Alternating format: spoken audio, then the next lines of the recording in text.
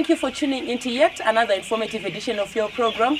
This is Agricultural New Directions Agribusiness in support of Vision 2030, where we talk of business fundamentals in the agricultural fraternity of Zimbabwe. Now, you would find that speaking of being an upper middle class economy by year 2030, there are various projects that our Zimbabwean farmers can take advantage of so that they improve their livelihoods, they repay their debts, and are able to facilitate way for their children to go to school, and even their healthcare facilities will be taken care of if we take these projects seriously.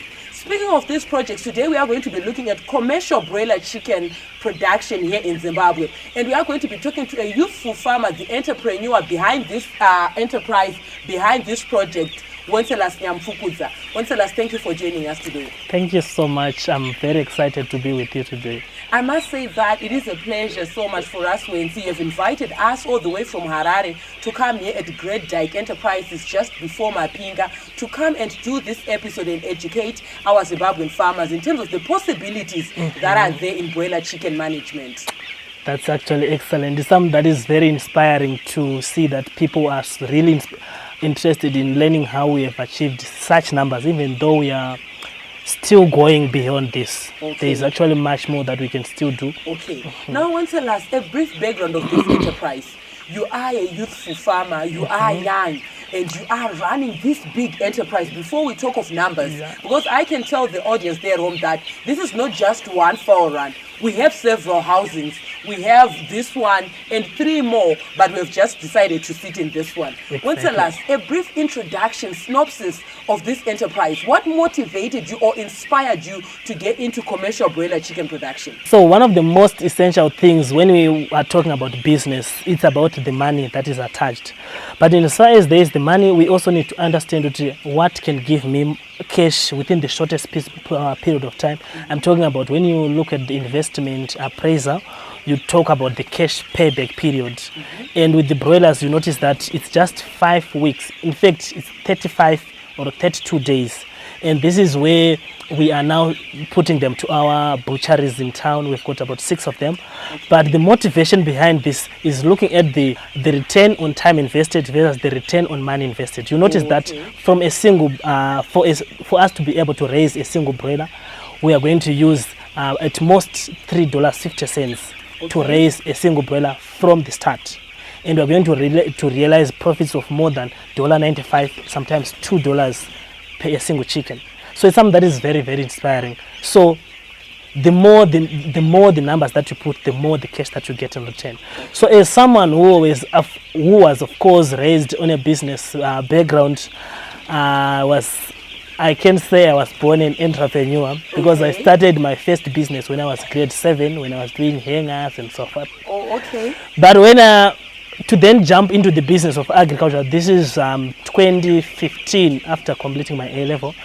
And that's when the farm was also purchased. And we realized that I wanted to do business. So I actually checked where is the money in farming. And I realized that, okay, the money in farming, in as far as people are saying agriculture is rising, the future billionaires or millionaires are going from farming, it's not something that is very, very simple unless you understand where exactly is the money in farming. And when it comes to the business of chickens, broilers will always play the top list. Okay. And it might not actually require, it's actually a no-brainer to say broilers or layers, because we are talking about 5 weeks. You are converting this small chick, day-old chick, into up to $6, sometimes even $8, because we do not just sell live birds. We actually slaughter, do all the value chain, we have it all until it reaches to the final consumer. So the motivation behind the broilers is actually the return per dollar invested as well as the return per time invested. A lot of people usually focus on the return per dollar invested. They forgot the time. Time is very, very essential when it comes to agriculture. You actually understand that even when you are doing other projects, how much time are you going to spend doing that? It's a similar scenario where you notice that someone may actually say, I want to go to probably South Africa or Zambia. Someone might consider using bus, and you use your probably 8 or 9 hours. Someone might just want to fly, and just in 45 or 1 hour 45 minutes, you are already there. So The one who has been there already is going to have more time to do other things. So right now we are able to do up to 8 batches of these 20,000 per year. Now, once the last you spoke of a pertinent issue where you spoke of money, or of time rather, being your biggest asset when it comes to the life of being an entrepreneur, or just life in general. Time is your biggest asset. And I would like us to talk, maybe dive deeper into the conversation. Speaking of this enterprise as an investment, for starters, how many beds do you have in this house? Or how many beds does one house maybe can accommodate? The carrying capacity. First. Then secondly, I would also want to talk about this as an investment. Is it a long-term investment? Let us talk about the capital injections. It's infrastructure. I can see treated poles in here. I can see these hay bales properly combed and well placed. I can talk of the chickens themselves. I can talk of those, the coal that we are seeing used to warm your chickens. Can we talk about this enterprise as an investment? Is it long-term? Is it short-term? The capital injections, the economic muscle in terms of undertaking this project? That's actually excellent. The greatest investment that you definitely need to have is knowledge. I'm talking about the knowledge from the technical side of things.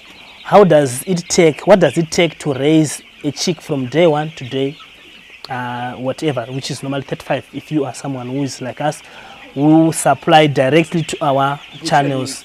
Unlike the ordinary ways where people normally, when you see someone doing 40 or something, those thousands, they usually go using the contractors. But in this particular case, the amount of investment required is something that is of course not very simple. You notice that for us to be able to do a structure like this one, which is capable of carrying up to 14,000, you need approximately 16 to 24,000 United States dollars to do only the structure. To do these feeders and drinkers, you need up to 12,000. For how many beds? This is for 10,000. I'm talking about for the 10,000 structure. So meaning to say for this 20,000, you need 24,000. The feeders only and the drinkers. Then for you to be able to do the charcoal, you need about 450 bags of charcoal, and each bag you're going to buy it at $8 per bag. So you can actually see that we are still talking about the initial investment. Then when it comes to the feeders, each and every bed is supposed to eat at least an average of 125 grams per day, but until it is from day 1 to day 35, it is going to consume up to 2.5 kgs or 1.5, depending on the feed conversion efficiency of what you are doing, as well as the feed conversion rate. Then going on to the level of investment, you notice that the investment is actually a long-term investment. We are, as you can see, right, I'm also preparing for my retirement. But when you invest in these chickens, you also then invest those returns in other businesses like the beef production, where you are now knowing that if you reach up to 2,000 average levels of beef head, you now have got $1 million. If you are also maybe 850, that's up to again $1 million. So depending on the quality of the beef. So this is a cash flow project that is going to build our capital base. Thank you so much, Wenceslaus. There you heard it, viewers. We are talking of investment in broiler chicken management. We're going to go on a short commercial break. We'll be right back with this and more in the second segment.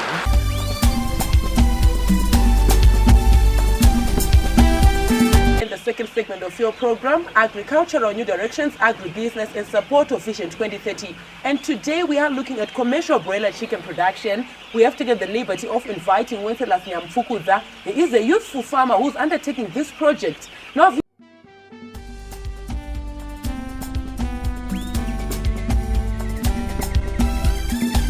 and what does it take to invest in commercial broiler chicken production? Wenceslaus, we are in the second segment. Thank you for joining us. Thank you once again. I'm very excited to be sharing with you on the production part of it. Yes. Can you maybe take us through the management side? You'll find that in Zimbabwe, most of our farmers are well acquainted with the knowledge of producing these broilers. But how are you making it as those, I would want to refer to you as the elite in broiler chickens production? You are a youth but you are taking care of a 20,000 bird flock. What are those key fundamentals that are making you successful in this enterprise? As we understand that there is the essential things like the management.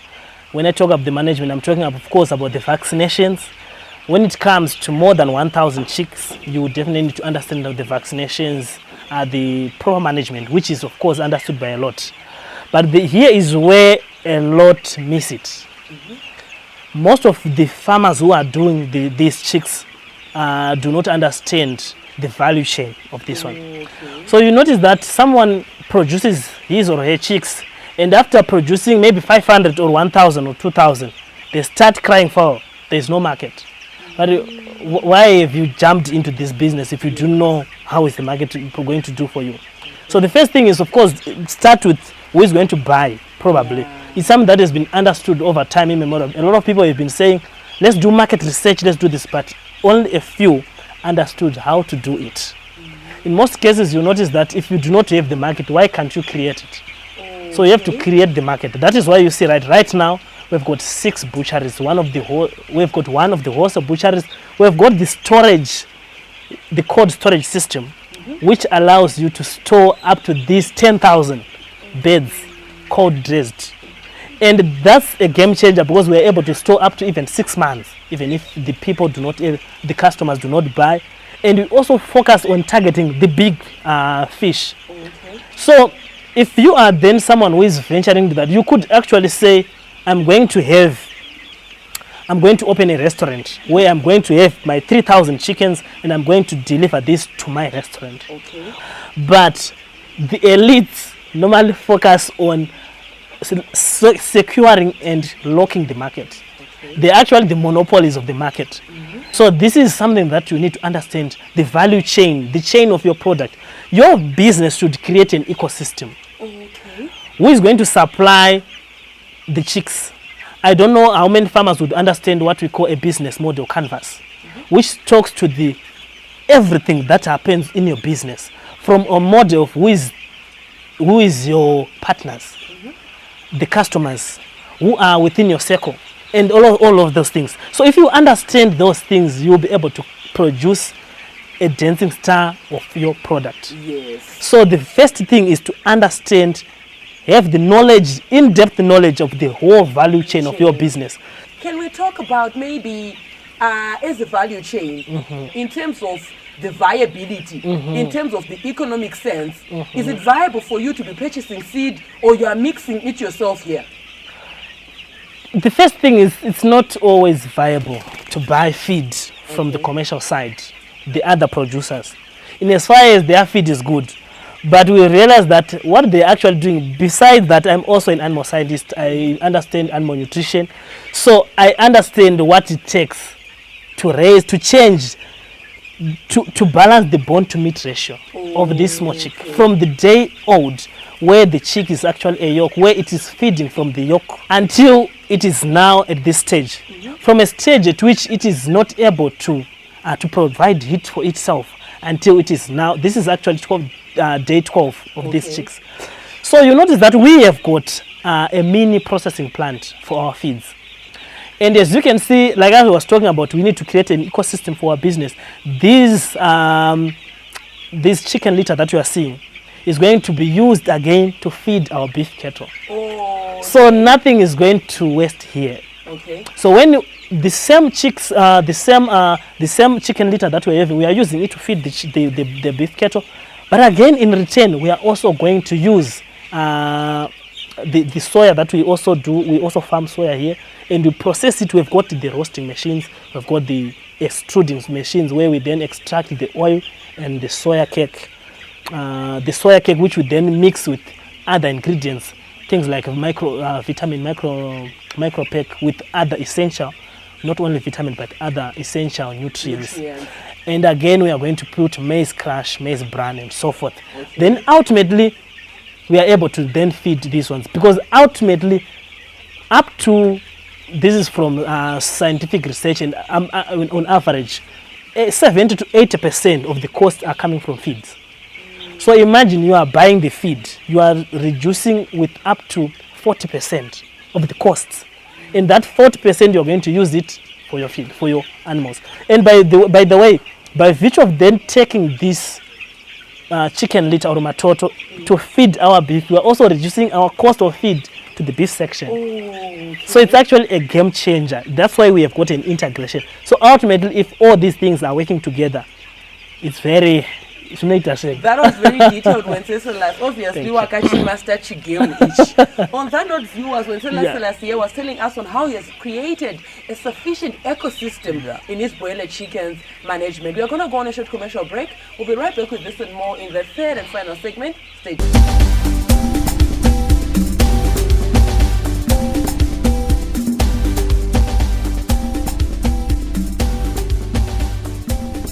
Welcome back, viewers. We are here in the third and final segment of your program, Agricultural New Directions, Agribusiness in Support of Vision 2030. And today we are looking at commercial broiler production. We have taken the liberty of inviting Wenceslaus Nyamfukudza. He's going to be taking us through the nitty-gritties and even the challenges that he's encountering in this enterprise. Wency, welcome back.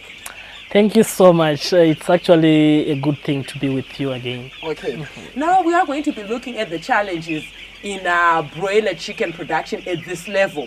Can you take us through maybe the challenges and how you are working to ensure that you are keeping the risks and uncertainties that come with broiler chicken management or production? That's actually excellent. I like the fact that not all what glitters is gold, but for you to be able to get to the gold, there are very, very challenging times that you get. Sometimes you can hit 50 meters down the ground and get zero. The same also applied when we started. We started this 2015 with 8,000 chickens. And 8,000 chickens, 2,500 died. So we actually sold up to 5,000. The 5,000 that were sold were quite broken, not even knowing what is actually going wrong. And one of the most challenging effects is that we were blank in terms of knowledge. I personally didn't know what is actually going wrong. Managing the ventilation was very poor, managing the feed conversion efficiency. You notice that people do not understand what is called feed conversion efficiency. Yes. Feed conversion rate. Yes. Some would say, I want my feed conversion rate to be high, but feed conversion rate could be higher, but if you are checking, you see that we don't have feed yakaraskira pass. Yes. Feed yakaraskira pass, you can calculate no feed conversion, but yaraskira pass, you have the loss. Then that was one of the biggest challenges with a mortality of up to 12.5%.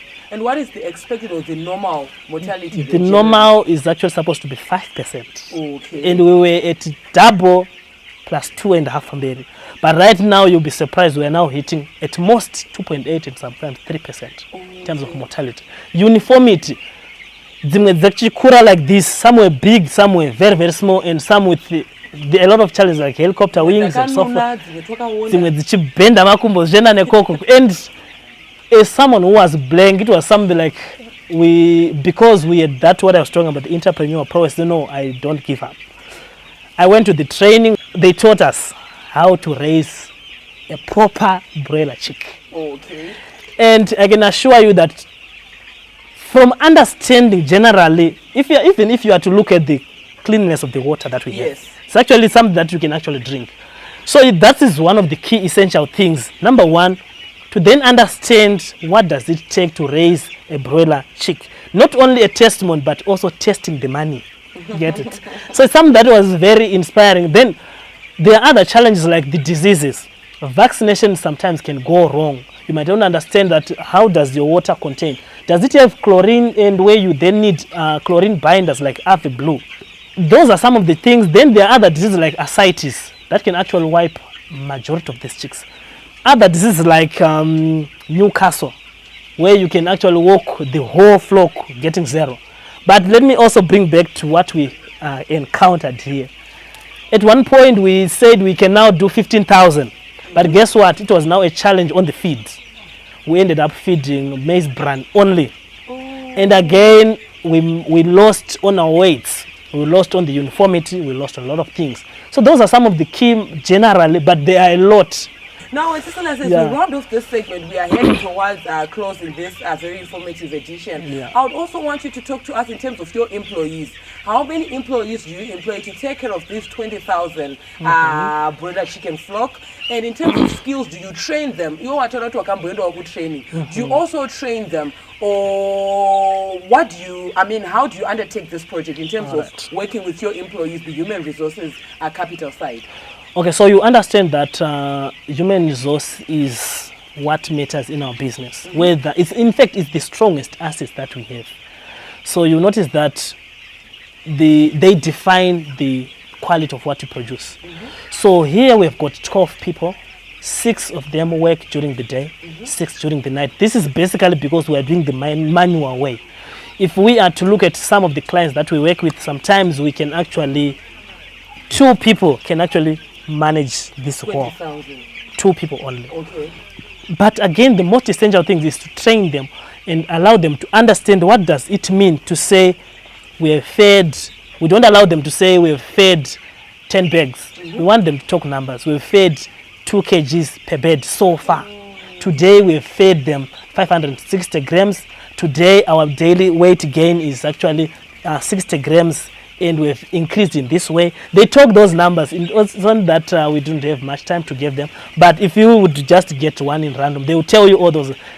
And you'll be surprised that some of them are not even, they actually grade 7 people, but they understand the nitty-gritties. They can tell you that that chick has got ascites from afar.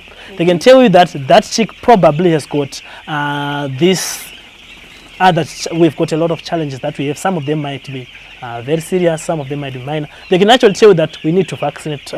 We need to control this way. So in terms of managing the employees, we ensure that people are really motivated. We ensure that we give them bonus production. Exactly. We also do, in as far as we sometimes have those challenges, at some point you can.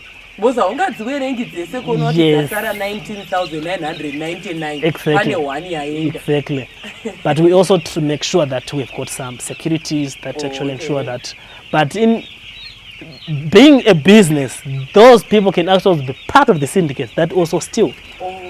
So you always, of course, have to keep an eagle's eye on your project. Yes. But having said that, we also need to make sure that we've done our part in terms of ensuring that the people who are doing well in the project are well taken care of. And you are sharing the same vision with them. Exactly. Thank you so much, Wensi. It was a pleasure having you with us today, educating us in terms of broiler chicken management at a commercial level. Thank you very much. Yeah. I'm sure our viewers, you were taking notes and you did understand some of the fundamentals that come with investing in this type of a project, because you find that in some instances people end up having their broiler chicken fluctuating in weight. Pamuyambo Simba, Pamuyambo Wonder. When Thea was telling us that at one point they had to feed their chicken straight maize, cash flow challenges in terms of buying their feed to feed their chicks. From me, your host was Zanai Manyore. I'm also on Instagram. It's W Manyore. And the crew behind the scenes. Have yourselves a fabulous evening. Thank you for watching.